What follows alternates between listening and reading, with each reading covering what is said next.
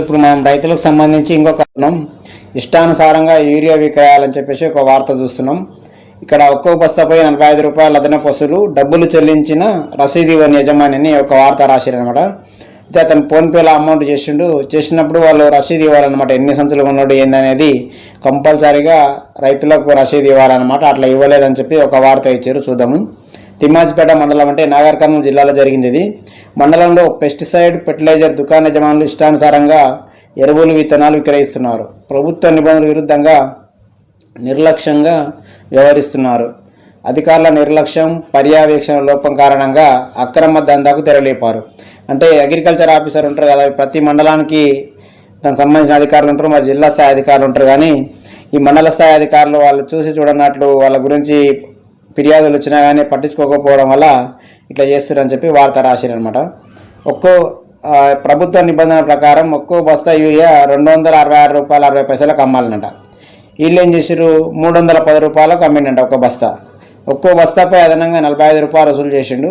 ఇప్పుడు యూరియా దొరకడం చాలా కష్టమవుతుంది కదా, వీళ్ళు బ్లాక్లో తీసుకుని ఉంటారు. యూరియా తీసుకొని రైతులకు ఇట్లా ఎక్కువ ధరకు అమ్ముతారు. రైతులు కూడా ఏంటంటే ఆ లైన్లో ఉండి అదంతా టైం వేస్ట్ అయ్యే బదులు పోతే 45 రూపాయలే కదా అని చెప్పేసి వీళ్ళు కూడా పెట్టి కొన్నట్టు మనకు కనిపిస్తుంది అనమాట. ధర ఎక్కువ పెట్టి కొన్నట్టుంది. మండలంలోని తుమ్మలకుంట తండాకు చెందిన రైతు వర్తావత్ హుసేని గురువారం ఆన్లైన్లో యూరియా బుక్ చేసుకున్నాడు. తిమ్మాజిపేటలోని యూరియా సరఫరా చేస్తున్న దుకాణం వద్దకు వెళ్ళి మెసేజ్ చూపించి 6 బస్తాల యూరియాకు 1860 రూపాయలు కొనుగోలు చేసినట. ఒక్కో బస్తాకు 45 రూపాయలు ఎందుకు అదనంగా తీసుకున్నారని ప్రశ్నించగా రవాణా ఛార్జీలు, అమారి కూలీ వివరిస్తారని దుకాణ యజమాని దురుసుగా మాట్లాడినట. అంటే ఈ డీలర్ల దగ్గర ఈ యూరియా ఎప్పుడైతే ఆన్లైన్లో బుక్ చేసుకుంటామో వాళ్ళు ఈ ఫర్టిలైజర్ దుకాణాలకు మండలంలో కొన్ని షాపులు అప్ప చెప్పినట్టు ఆ షాప్ అతను ట్రై చేసిన ఇచ్చారు. ఏవోకు ఫిర్యాదు చేసిన చెప్పడంతో అధికంగా వసూలు చేసిన డబ్బులు తిరిగి రైతుకు వేసినట్టు సమాచారం. అట్లా నా బిడ్డ సరే మీ సంగతి చూస్తలే, అగ్రికల్చర్ ఆఫీసర్తో మాట్లాడినాను, రైతు చదువుకున్నట్టుంది, తెలివి ఉపయోగించి మాట్లాడినమాట. మాట్లాడితే దెబ్బకు భయపడి నీ పైసలు నేను 45 రూపాయలు ఏముందయా, నేను 45 రూపాయలతో నేను బిల్డింగ్ ఏం కట్టని చెప్పేసి వాళ్ళు మళ్ళీ రిటర్న్ నుంచి వార్త ఇచ్చారనమాట. ఎరువుల దుకాణాన్ని సీజ్ చేస్తామని అధికారులు చెప్తారు. ప్రభుత్వ నిబంధనల ప్రకారమే రైతులకు యూరియా విక్రయించాలి.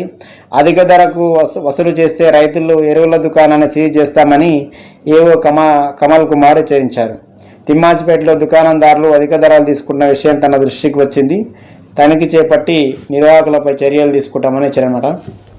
యూరియా ఒక్కటే కాదు, మీకు ఏది ఉన్నా కానీ దాని మీద ఉన్న ధరనే మ్యాక్సిమం ప్రైస్. దాని మీద ఉన్న ధర కంటే ఎక్కువ అమ్మిరంటే మీరు ప్రభుత్వానికి ఫిర్యాదు చేయొచ్చు. పత్తి విత్తనాలు కానీ, మొక్కజొన్న విత్తనాలు కానీ, ఏ విత్తనాలు అయినా సరే ఎవరి దగ్గర ఉన్నా కానీ మీరు రసీదు ఖచ్చితంగా తీసుకోవాలి. బిల్లు ఏమని చెప్పాలి, వాళ్ళ షాప్ పేరు ఉండాలి, దాని మీద స్టాంప్ వేసి ఇవ్వాలి. ఎందుకంటే రేపు విత్తనాలు తీసుకుపోయి మీరు నాటుతారు. నాటిన తర్వాత మొలకెత్తలేదనుకో ఎవరిని అడుగుతారు?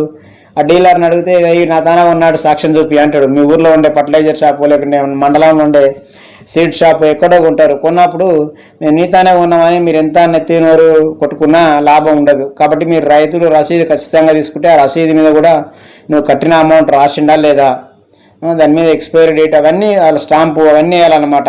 ఏ రోజు కొన్నావు నువ్వు, ఆ విత్తనాలు ఏ రోజు కొన్నావు, లేకుంటే ఆ యూరియా బస్తా ఎప్పుడు కొన్నావు, డిఏపి ఎప్పుడు కొన్నావు అనేది రసీదులు తీసుకుంటేనే మీరు ఏమైనా తదుపరి పోలీసులు కూడా సాయం చేయడానికి అవకాశం ఉంటుంది. మీ దగ్గర ప్రూఫ్స్ లేవనుకో పోలీసులు కూడా ఏం చేయలేరు అనమాట. ఎందుకంటే సాక్ష్యాలు లేని వాళ్ళు కూడా ఏం చేయలేరు. కాబట్టి ఎక్కడ ఉన్నా కానీ ఎక్కువ ధరకు అమ్ముతారంటే ఆ పై అధికారులకు, వ్యవసాయ అధికారులకు ఫిర్యాదు చేయాలి. వాళ్ళు కూడా పట్టించుకోకపోతే మరి వాళ్ళ పైన జిల్లా స్థాయిలో అధికారులు ఉంటాడు, కలెక్టర్ ఉంటాడు, అందరు ఉంటారు. కాబట్టి ఒకరు ఫస్ట్ మన ఊర్లో చెప్పినాం, మన ఊర్లో వినకుంటే మండలం వినకుంటే తాలూకా, అట్లా ఆ లెవెల్లో మీరు రైతులు అప్రమత్తమై చేస్తేనే ఒక ఊర్లో కానీ ఫిర్యాదు చేస్తే 10 ఊర్లో భయపడతారనమాట. అమ్మేటోళ్ళు భయపడి రైతులందరూ తెలివి ఉపయోగిస్తేనే వాళ్ళు కూడా ఉన్న ధరకు ప్రభుత్వం నిర్ణయించిన ధరకు అమ్ముతారు. లేకపోతే ఇటునే 45 రూపాయలు కాకపోతే పోన్లే 6 బస్తాలకు ఎంత అవుతుంది 300 రూపాయలు కూడా కావని ఊపుకుంటే ఒక్కొక్కరి మీద 300, 100 మంది మీద 30,000 సంపాదిస్తాడు ఒకటే రోజు అనమాట.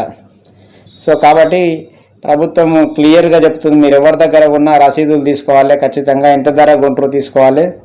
ఇంకా కొంతమంది గనులు దాని మీద 800 ఉంటే 1000 రూపాయలు ధర వేసి కూడా అమ్ముతారని వచ్చింది. కానీ మరి గవర్నమెంట్ కంప్లీట్ చేయనప్పుడు అధికారులు కూడా ఏం చేయలేరు కదా. ఆల్రెడీ చెప్తున్నాడు ఆయన, అధికార ధరలకు అమ్మినట్టు నా దృష్టికి వచ్చిందని. ఇది తిమ్మాజిపేట మండలం ఒకటే కాదు, అన్ని మండలాల్లో ఇదే సమస్య ఉంటుంది. అగ్రికల్చర్ ఆఫీసర్లు కూడా రైతులు ఫిర్యాదు చేయకుంటే వాళ్ళు కూడా ఏం చేయలేరు. రైతులు ఫిర్యాదు చేస్తేనే వాళ్ళు ఏమైనా చేయడానికి, మీకు సాయం చేయడానికి అవకాశం ఉంటుంది తప్ప వాళ్ళని కూడా బదలాం లేదు. రైతులే అప్రమత్తమై ఈ అన్యాయాన్ని ఎదిరించాలని చెప్పి మా ఛానల్ తరఫున రిక్వెస్ట్ చేస్తున్నాం.